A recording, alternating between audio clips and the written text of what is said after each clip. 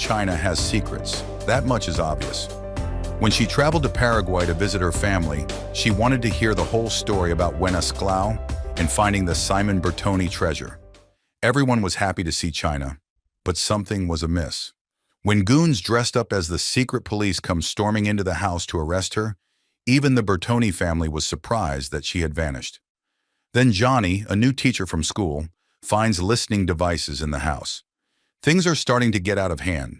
Apparently, some people think that China killed General Stroessner 20 years ago and may still know where he buried the Stroessner fortune. Whoever controls that fortune controls the future of Paraguay. Serious stuff indeed. Chapter 6. Watch your step, Jeremy said. We're almost there. Johnny held his candle high to try and see what he was walking on. Do you hear the sound of running water? He asked. I've never been able to find out what that was, Jeremy said. But yeah, it's like an underground stream or something. Or sewers, Jeremy looked at him. Do you think that's how China got out? Could be. They started walking uphill again as they approached the cold storage shed. They probably built this on the original site during the colonial era when there was danger of attacks from the Carrion Indians, Johnny said. Yes, China told us stories about the Carrions. Why do you call her China instead of Grandma or something? Johnny asked. I don't know. Just always did it. She wanted us to. They finally came up to the rock wall, and Jeremy showed him the gap in the overlapping rocks that they could squeeze through. In a moment, they were in the cold storage shed. You would never know that gap was there if you didn't know beforehand, Johnny said. But where is the key to unlock the door? Right here. Jeremy moved a rock aside near the door to reveal the key. I could get into trouble showing you the tunnel. Don't you trust me? I do. Not sure about the others. Why do you trust me, Jeremy? It's taking a big risk, isn't it? I don't know. We need help, that's all. Otherwise, we're in deep trouble. Jeremy looks at him intensely in the candlelight. I'll do my best. It's about the money, Juan Carlos said. What money? Miguel asked. The Stroessner fortune, Jane answered. Johnny, Mr. Martinez was telling us about it in our history class the other day. Sounded a bit like a conspiracy theory. No conspiracy theory, said Juan Carlos. At least not in the sense that it isn't true. But there does seem to be a conspiracy, or at least there used to be. Dad, you aren't making any sense. Let me start from the beginning, Juan Carlos said. Yes, the Stroessner family had a fortune that he had amassed over 35 years of being the president of Paraguay. General Stroessner had no heirs, so the fortune would go to his brother.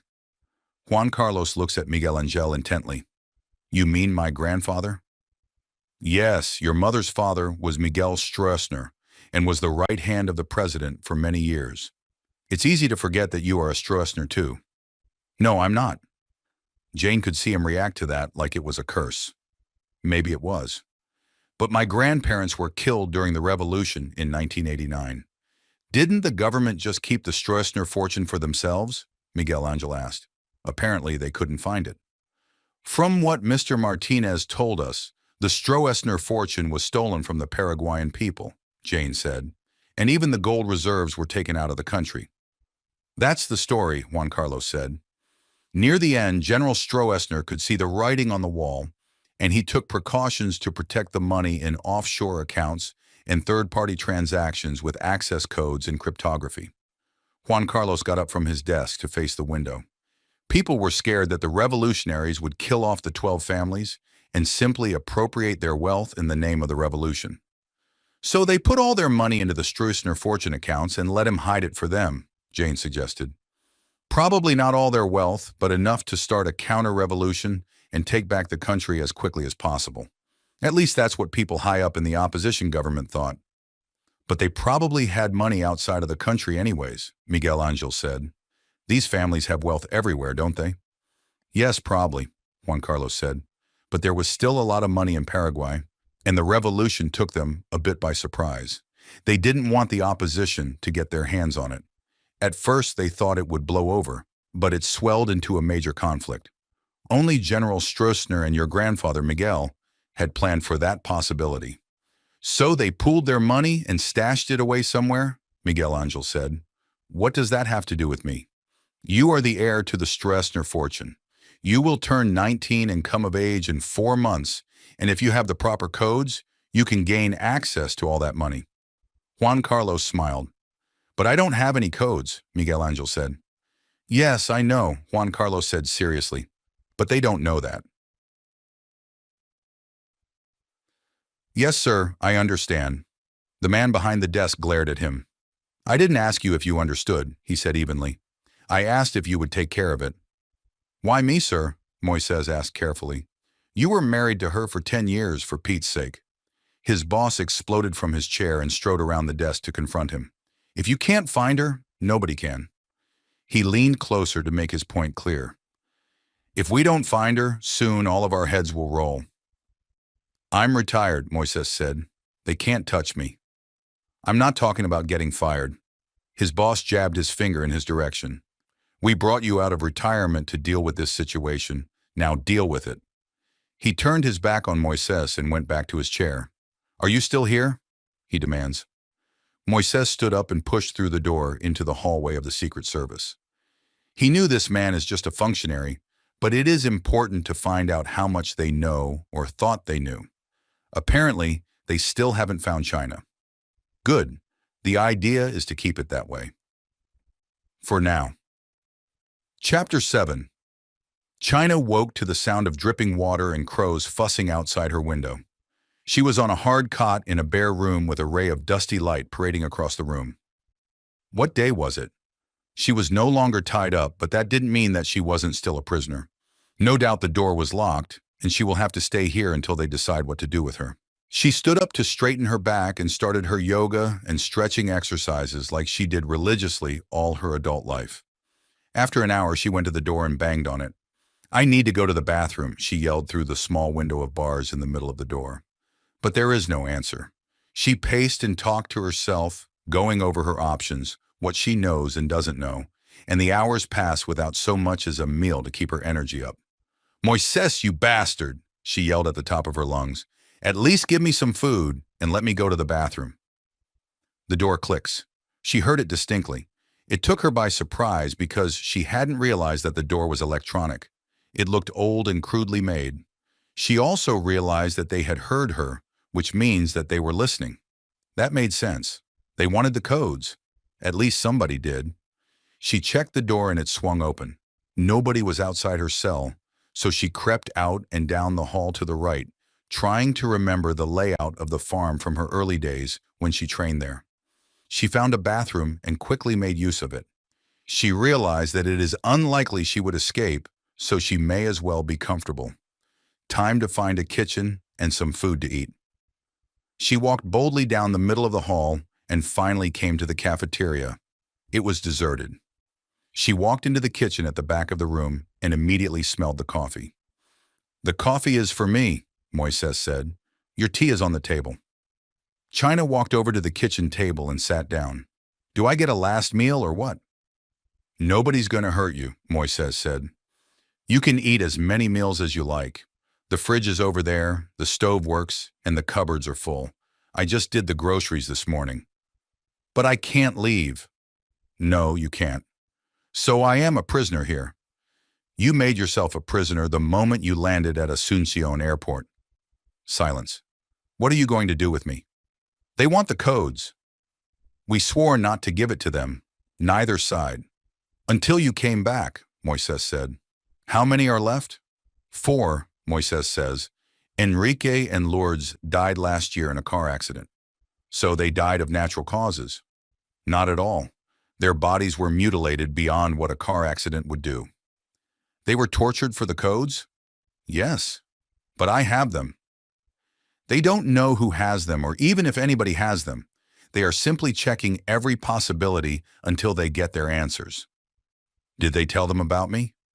They told them about me, Moises says. They thought that I was the one with the codes. Why did they think that? Because that's what I told them. So why are you still alive, Moises? How did they not get to you?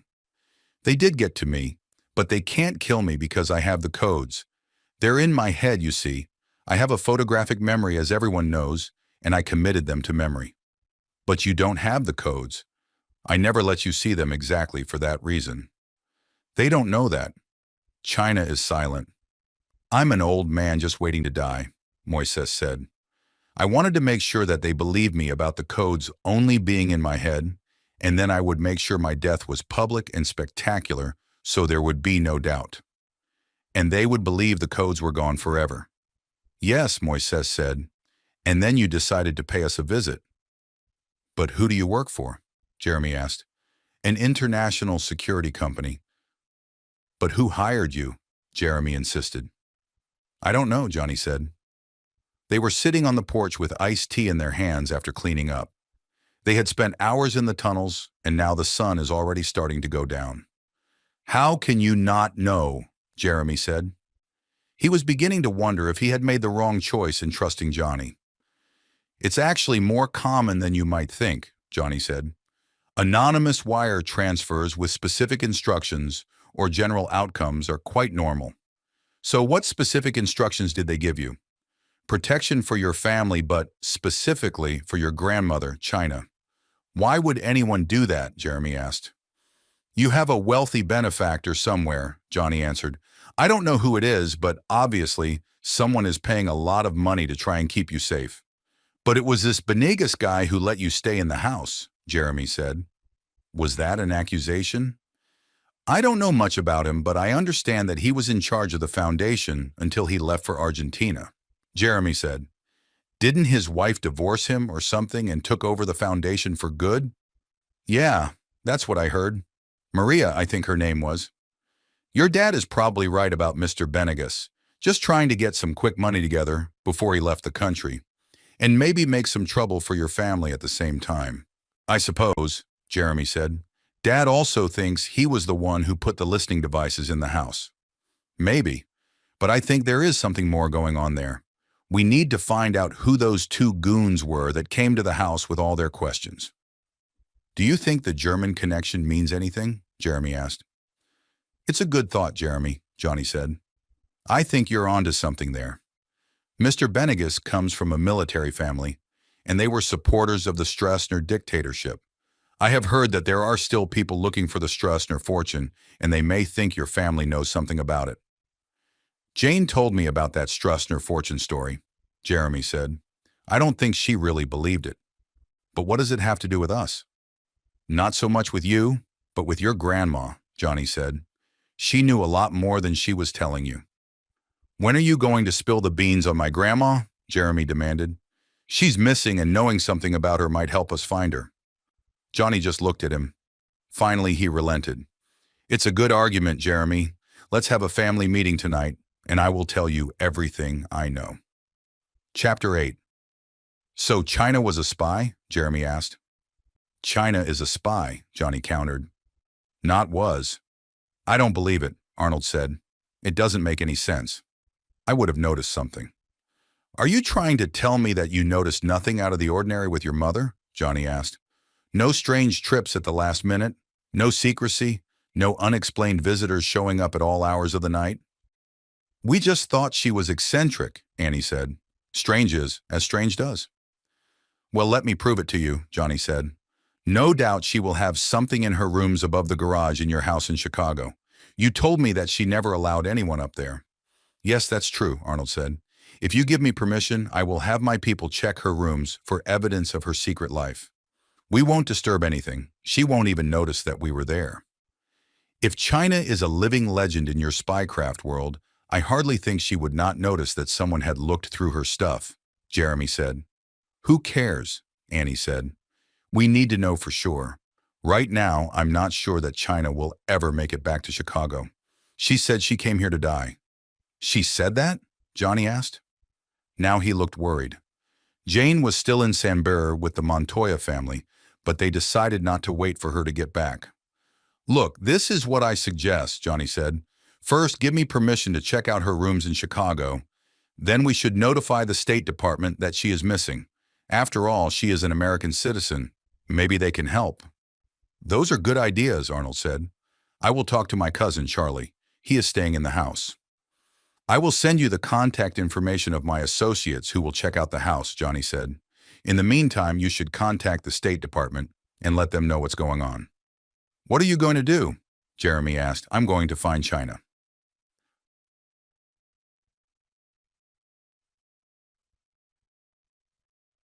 It only took a day for China's disappearance to hit the news cycle on TV.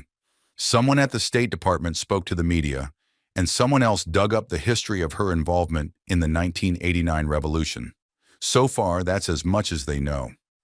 There were vans parked haphazardly on the road outside of their house, and cameramen trying to capture them on video. It started late Sunday afternoon, and it didn't look like it was going away anytime soon. They want to find China. Now, everybody is looking for her. Jane wasn't sure if it was a good thing or not. She got back home late Saturday night and slept in on Sunday morning. The family filled her in on what she had missed, and she gave them what she had learned from Juan Carlos Montoya. Now they had to deal with the media. "Perhaps we should go out there and make an appeal for the safe return of China," Annie said. "We need to make it look like a normal disappearance, don't we?" "There's nothing normal about it," Arnold said. "It might do more harm than good." "Where's Johnny?" Jane asked. "Maybe he can tell us what to do." "He's gone," Jeremy said. "He said he was going to find China." "How was he going to do that?" Jane said. "He was going to track down those two German-looking goons who came to our house last week," Jeremy said. "He said that they were unusual people and should stand out. His people might be able to identify them." "If he can get some photos, he will bring them back here for us to identify," Annie said. "And then the police can pick them up." "The police are probably in on it," Jeremy said. "Maybe not all of them," Arnold said. "But what else can we do?" "Well, we certainly are stirring things up," Jane said. "Now everybody's looking for her at least." "Yes, we need to keep up appearances," Arnold said.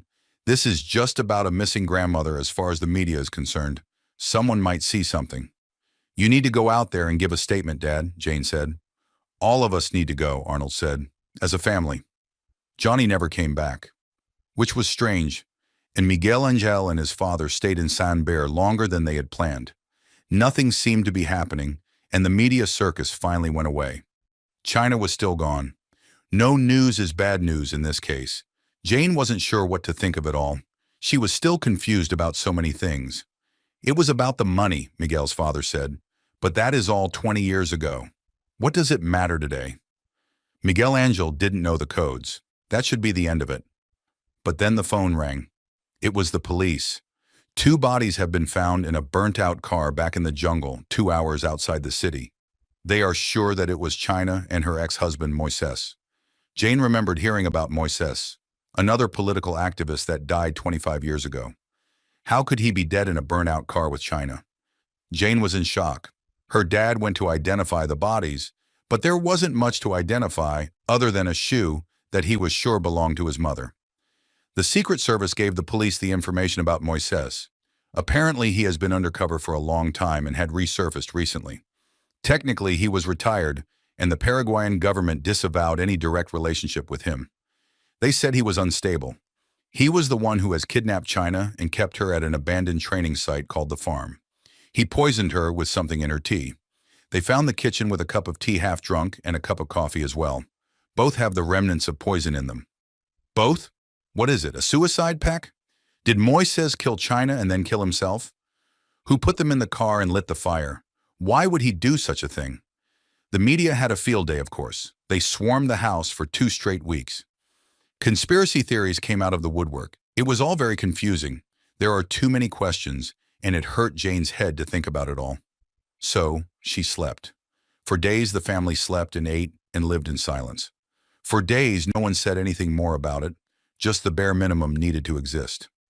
They ignored the media, and the police posted some men outside their house to keep an eye on them. Finally, even they left. Jane and Jeremy had to go back to school. They went through the motions, and everybody left them alone.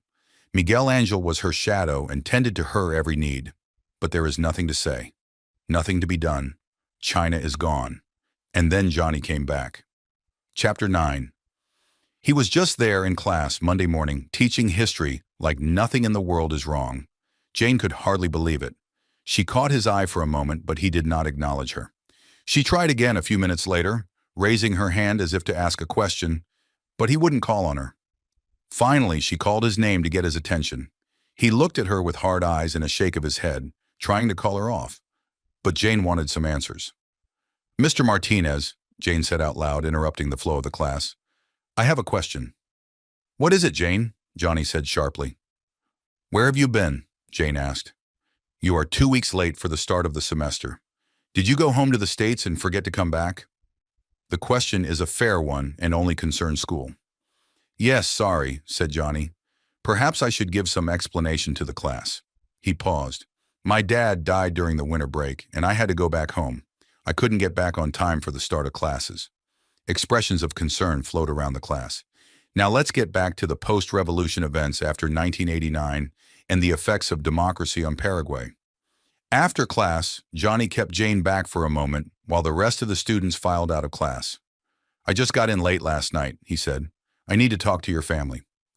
"You live in our house," Jane said. "Just come home after school." "I will," Johnny said, "but I don't want to surprise everyone. Besides, I'm not sure how much your family wants to talk about China right now." "I think we need some answers," Jane said.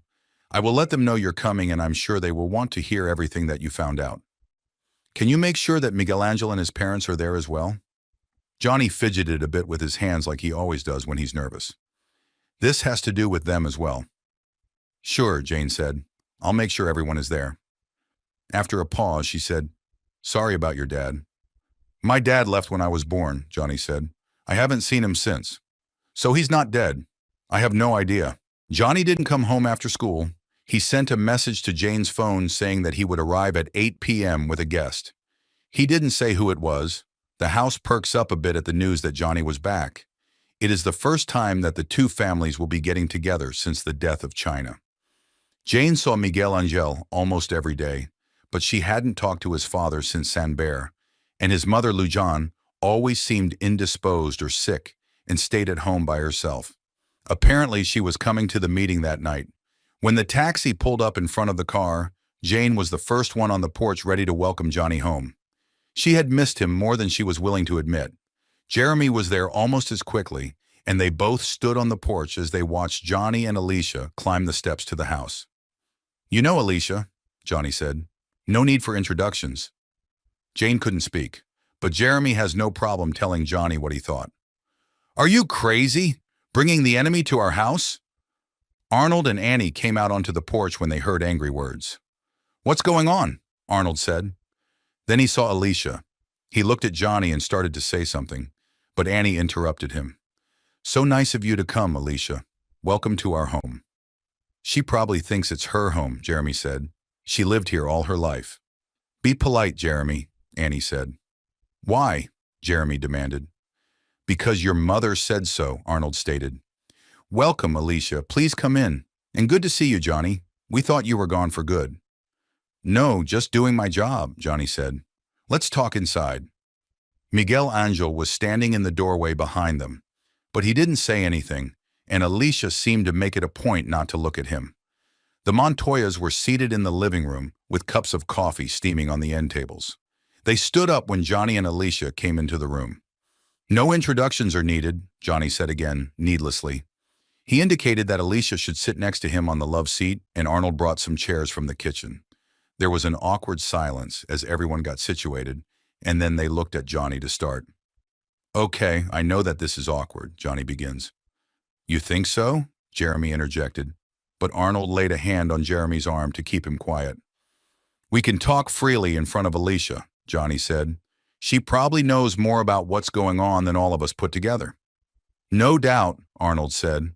"She was probably listening to the conversations in this house while she was helping her dad." "Yes, I was." "It is the first time that Alicia has spoken." "You were the one who bugged our house and invaded our privacy," Annie said. Alicia looks down at the floor, but Annie wasn't finished. "And you broke into our house with your dad looking for the treasure, and your dad threatened to hurt my husband." Annie needed to get it all out. "You ought to be ashamed of yourself, young lady." "I am." It was not more than a whisper, but they all heard it. "Alicia has had a change of heart since China died," Johnny explained. "We've had a lot of heart-to-heart talks about what happened." "Heart-to-heart?" Jane thinks she detected something in Johnny's voice, but isn't sure what it was. "I guess it got serious when China died," Alicia ventured. "Helping my dad was one thing, but nobody was supposed to get hurt." "What did your dad have to do with China being poisoned and killed by her ex-husband?" Arnold said. "Your father, Moises," Johnny said pointedly. And he wasn't her ex-husband. They were still married, officially.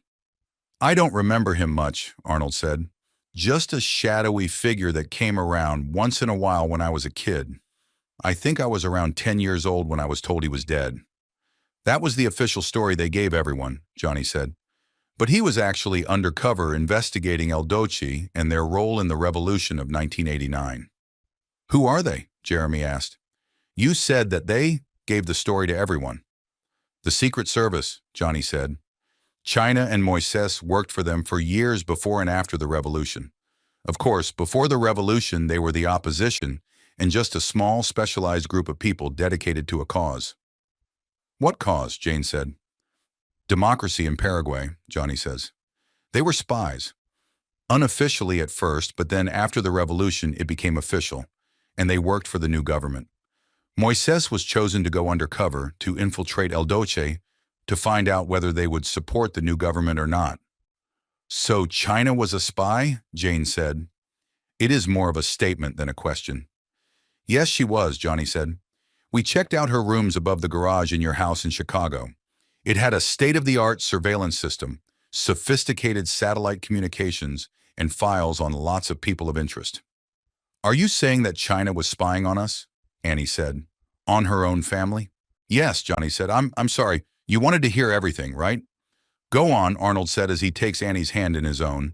Yes, she was under orders to keep an eye on you, but she was also keeping the Montoya family under surveillance. Us? Juan Carlos says. Up to that point, he has been quiet. What does this have to do with us? It was called Operation Red Sea, apparently a reference based on the name of Moses in the Bible. Yes, I know the story, Juan Carlos said, but that doesn't tell me why we were also under surveillance. Apparently, it has something to do with the connection between Lujan and Arnold, Alicia said. You know, like when they were younger. She was a Stroessner, after all. Are there bugs in our house as well? Juan Carlos demanded. Yes, there are, Johnny said. If you give me permission, I will have your house swept and the bugs removed before you get home tonight. Please do it. Lujan finally spoke. She looks at her husband intently. I don't want to go back to that house until I know it's safe. Okay, send your people, Mr. Martinez, said Juan Carlos. We will just have to trust you. He paused. Don't touch my office until I get there. We will do that one together. And can I get you to sweep our cabin in Sanber as well? Yes, it will have to be tomorrow, but it can be done. Johnny sent a quick message on his phone while they all waited for him. Not that anyone will be listening anymore, he said as he puts his phone away. What do you mean? Arnold asked. Johnny turned to Alicia for an explanation. She hesitated, but Johnny took her hand in his to encourage her. Jane noticed the gesture. My dad didn't actually install the listening devices in the house, Alicia said. Not at first. They were already here. Probably installed originally by China and Moises, Johnny ventured. Or someone trying to listen in on them, Jeremy said. Other spies listening to these spies. Could be, Johnny said. In any event, the bugs were here when Alicia's family moved into the house. Your mother, Maria, is the lawyer for the Simon Bertoni Foundation, isn't she? Jane asked. Yes, she is, Alicia said. She married my dad and moved into the house about 4 or 5 years after China and Arnold left the country during the revolution. Someone had to take care of the place. So your dad found the listening devices? Arnold prompted her. No, he found the listening post, Alicia said, up in the attic behind the false wall. Cool, said Jeremy. I haven't been up there yet. Is it still there? Alicia looked at Jeremy with a shadow of a smile. Yes, it is. My dad started using the equipment to listen to conversations in this house. She paused. As well as... She looked at Lujan guiltily. He was listening to conversations in our house as well, Lujan said. So the Secret Service was listening originally, and then your dad? That's disgusting and illegal. Well, probably not the Secret Service, Johnny said. We have good contacts there, and they claim that they know nothing about Operation Red Sea. I only found the name in China's papers in her rooms above the garage in Chicago. So how could China be listening in from Chicago? Miguel Angel asked. He has been quiet up to now. That's a pretty sophisticated procedure, I would think. Probably has to do with that satellite uplink that I was telling you about, Johnny said. At least on the Chicago side, she had the right equipment. Yes, but on this side the equipment was old, Alicia says. My dad replaced parts as needed. The bugs themselves seemed to work fine, so he just left them. She pauses. Unless there is more equipment in the attic that we don't know about. The room is quiet. Can I go and check it out, Dad? Jeremy said. Later, Arnold said, and Johnny can come with us. And Alicia, said Johnny. She's been up there before. Again, everyone was quiet, thinking. Why would he listen to conversations in his own home? Jane said finally. I can answer that, Johnny says. He lets go of Alicia's hand. Apparently, he didn't trust his wife very much. The money in the foundation disappeared, and she wouldn't explain what happened to it. He was convinced that she was involved somehow. She was, Lujan says. I asked her to hide the money from your dad. Yes, we know, Alicia said. And we know that you stole the money from us and put it back in the tunnel where you originally found it. How do you know that? Arnold demands. Alicia was quiet. It is Juan Carlos who figured it out first.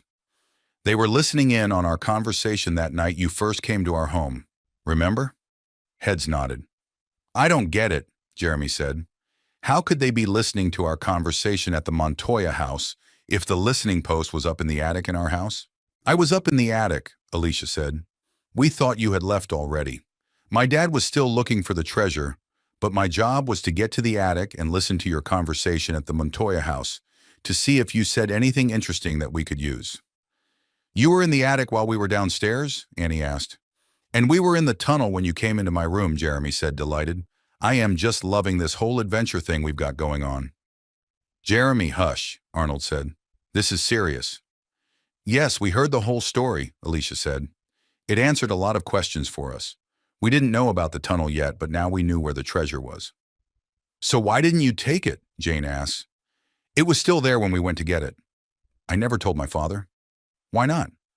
Because I also heard what else you said that night about why my father married my mother and how he was manipulating her just to get at the treasure. Everyone was quiet. No one stirred a muscle. This is Alicia's moment of truth. At first I couldn't believe it, but then I decided to talk to my mother and tell her what was going on. She didn't know about the listening post? Annie asked. No, nothing, Alicia said. She was in shock. That was the beginning of the end for their marriage. That's why she stayed here when your dad was sent to Argentina, Lujan said.